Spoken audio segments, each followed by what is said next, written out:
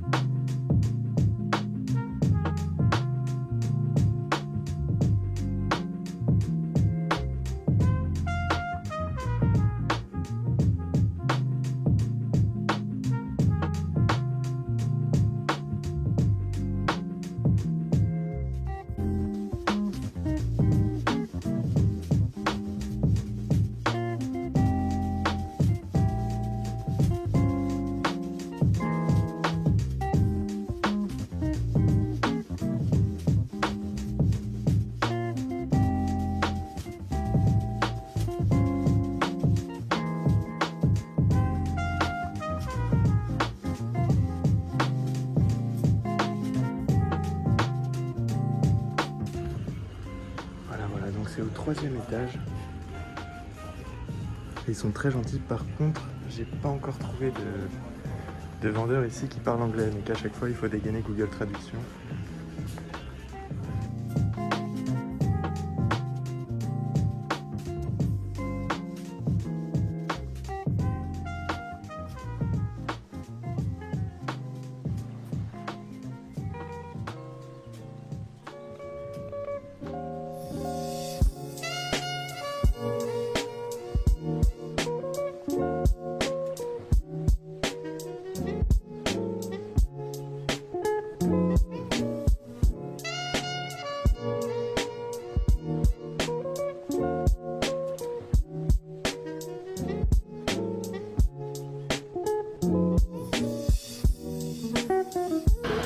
Bon bah écoutez, je change d'avis. Il y avait une SBGM 221 à un prix vraiment dingue. Donc je vais peut-être y retourner cet après-midi. Donc ne venez pas là, c'est beaucoup trop dangereux.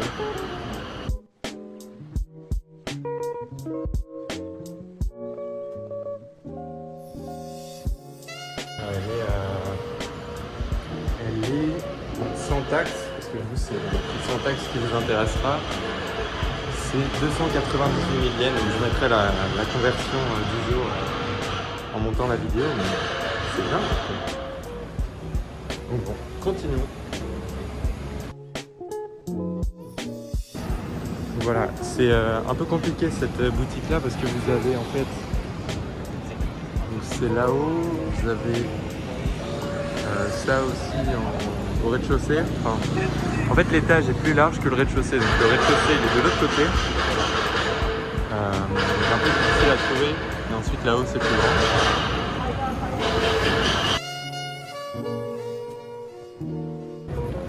les travaux ont l'air de... Ah non. J'allais dire ça s'est arrêté, je peux vous parler, mais non.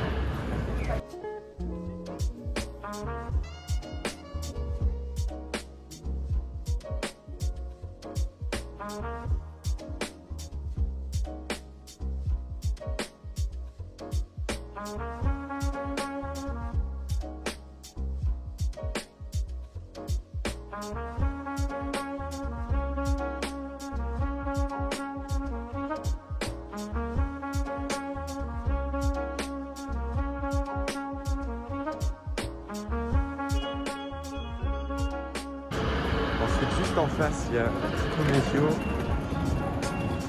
Donc ça donne des deux côtés de la rue. De ce côté-là, vous avez les vêtements, les sacs, etc.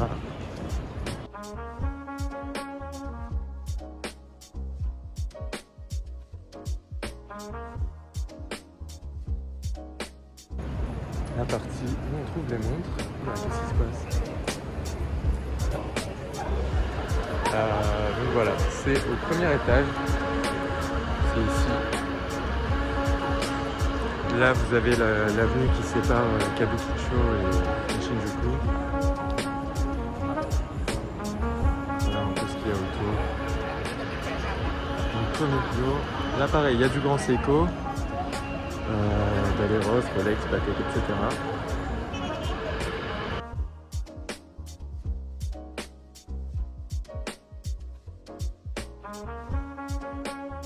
À Shinjuku, entre la gare de Shinjuku et le cinéma de Kabukicho, j'essaierai de vous montrer ça à l'écran.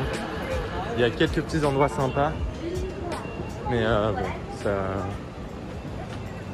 ça mérite pas vraiment d'aller plus loin. Donc vous pouvez vous perdre un petit peu, une petite demi-heure ou une heure. Et chercher des montres. Moi, c'est ce que j'ai fait ici. Je me suis perdu. Et là, on arrive à la maison de celle-ci. Donc que j'ai acheté dans la boutique Okura qui est juste là.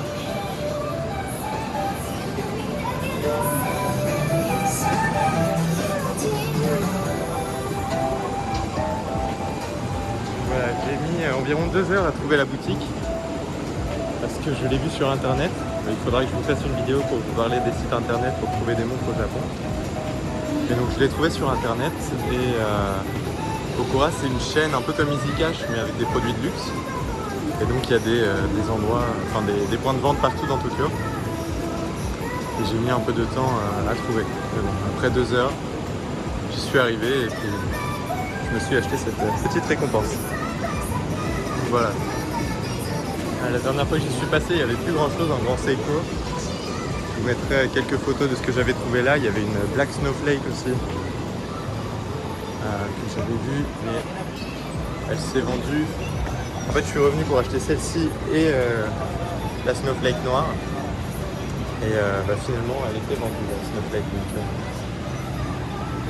Donc ce sera pas pour moi. Je l'ai vue d'ailleurs, elle était à vendre à 5 500 €. Et une semaine plus tard, le même modèle avec les mêmes rayures, etc. Est en vente à 10 000 € à Singapour. Donc quelqu'un cherche à se faire un billet facile, ce que je peux comprendre. C'était un peu frustrant de voir ça, qu'elle m'avait filé entre les doigts. Tout ça pour finir en vente. Donc là, dans cette boutique, il y a aussi une 0,35 comme celle que j'avais achetée. Que vous voyez là. Pareil, je ne vais pas rentrer en filmant, mais il y a quelques grands Seiko ici aussi. Donc, Okura, Sekine et Kabukiya. Cette boutique-là, je sais pas trop pourquoi, mais elle donne vraiment une... Enfin, toutes les boutiques sont propres, sauf celle-là où ça fait vraiment fouillis, on se demande d'où viennent les montres, etc. Donc bon, je le recommande pas. Et Okura et Sekine, foncez.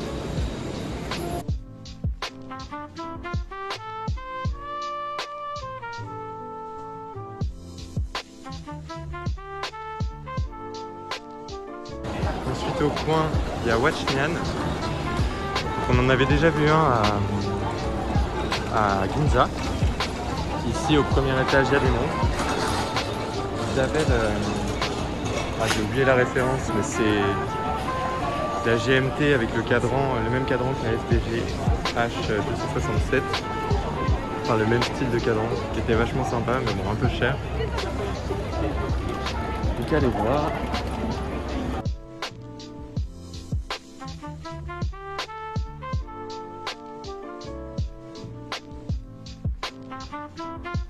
Ensuite ici il y a Ginzo. Là pareil ils ont quelques trucs sympas. Je vais essayer de vous montrer ça d'un peu plus près. Mais la boutique est microscopique et c'est sympathique.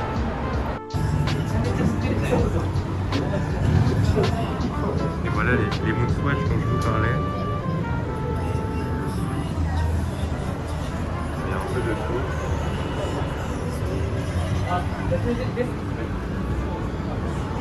Celle-là elle est rigolote. Et voilà, donc les prix sont avec taxe. Vous pouvez enlever 10% du prix si vous venez avec votre passeport. Par exemple sur celle-ci c'est quand même super intéressant. Sur la SBDX 039. Donc voilà, c'est Ginzo. Donc voilà, on est dans la grande avenue qui sépare les deux morceaux du quartier. Donc avec Ginzo juste là. Moi, j'ai pu filmer dedans, il y en a un qui se souvenait de moi. Il m'a fait oh, Mister Seiko. Donc voilà, ils sont très gentils. Et ils parlent un peu anglais ici, ce qui est plutôt pratique. Donc on va traverser, il y a un Okura. Donc on a fait un Okura déjà, c'était le Okura Shinjuku. Et là c'est Kabukicho. Donc voilà, il y a juste ça de ce côté-là.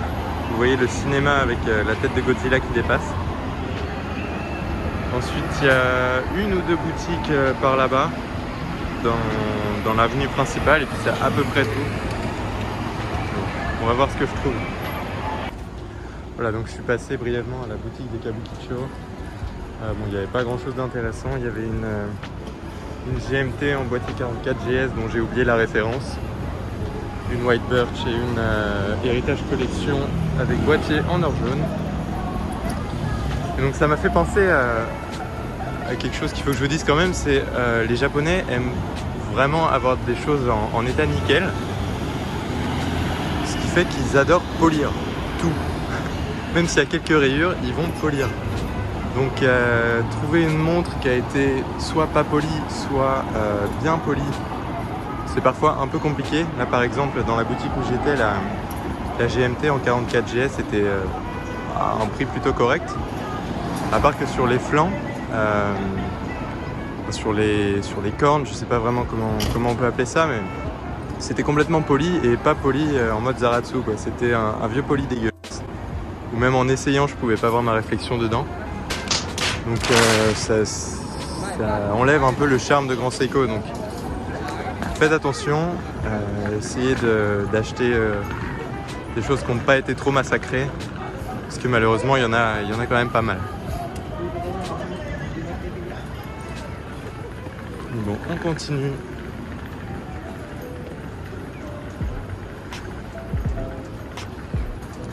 Vous voyez là-bas il y a Komehyo. Donc c'est vraiment un tout petit périmètre où vous pouvez passer en vitesse. Et surtout venez en fin de journée ou le soir. Parce qu'en journée, c'est mort. C'est un peu nul. Enfin, j'aime pas particulièrement ce quartier. Même le soir, mais là en journée c'est vraiment pas terrible. Donc bon, il doit rester une ou deux boutiques.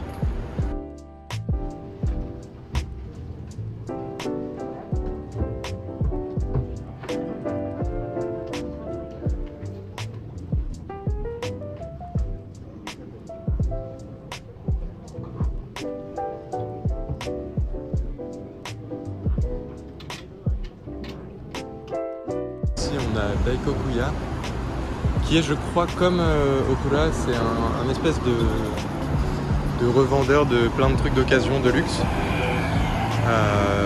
Et bon, le choix est quand même pas terrible et puis le magasin en lui-même est pas super joli. Mais bon, on sait jamais, vous pouvez y trouver des pépites.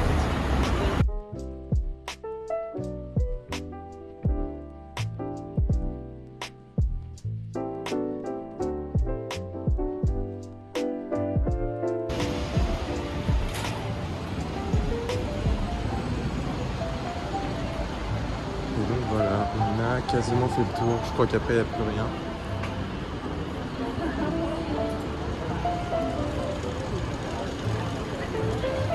Et de manière générale, où que vous soyez dans Tokyo, ça peut être vrai même en banlieue, quand vous voyez une espèce de pancarte ou d'affiche avec des sacs à main, des bijoux et des montres, allez voir parce que c'est souvent des revendeurs de montres, de bijoux, de sacs. Mais il y a parfois des petites surprises assez sympas.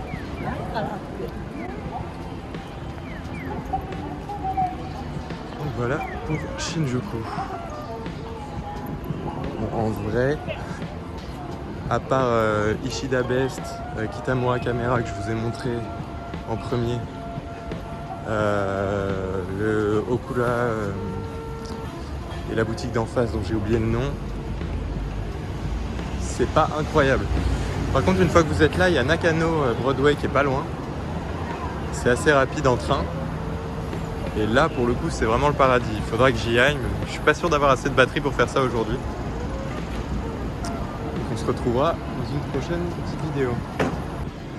Bon bah écoutez, j'ai vraiment cru que c'était la fin de la vidéo, mais je me suis trompé.